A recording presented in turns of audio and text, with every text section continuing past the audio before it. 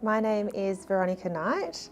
I'm an obstetrician and gynaecologist, and I'm providing fertility care with IVFAustralia. So when I was at university in my final year of my undergraduate year, I was fortunate enough to have the opportunity to do an elective term in fertility and work with the Hunter IVF group, understanding the patient's journey, understanding the team of the nurses and scientists and doctors that help patients through that care pathway, and really are working with them on their health objectives. And I found that really there was no other career path for me.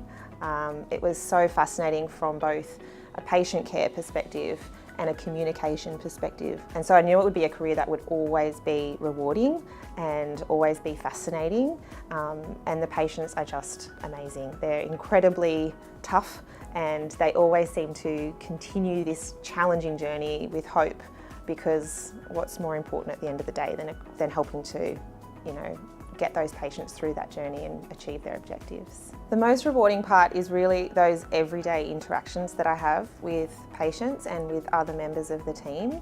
So getting to know the person who's come to sit in the chair opposite you. Some of those patients have travelled a really long way or have been through a huge number of challenges already, and you're there at the end of the day to understand their story and what their objectives are. So I find that really rewarding, is getting to the bottom of that. But also then being able to collaborate with a really remarkable team of extremely skilled nurses and scientists and other doctors on issues that might have not yet been resolved for someone, that you can finally unpack a new way forward. I would hope that patients would describe me as an open and compassionate communicator, someone who's thorough and wants to really get to the bottom of what their main issue is. The expanding opportunity for couples who are seeking out fertility preservation or elective oocyte freezing, which is egg freezing, really I think affords lots of families the choices that they deserve. One of the biggest achievements was actually completing my specialty training with a smile on my face, having had to juggle all of the demands of a career in obstetrics and gynaecology with growing a family and having 3 young kids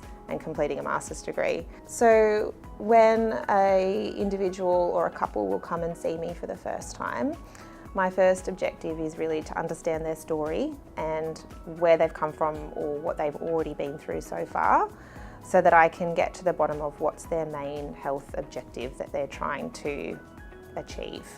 Because for everyone, it's slightly different, and there's sometimes some nuance to understanding that.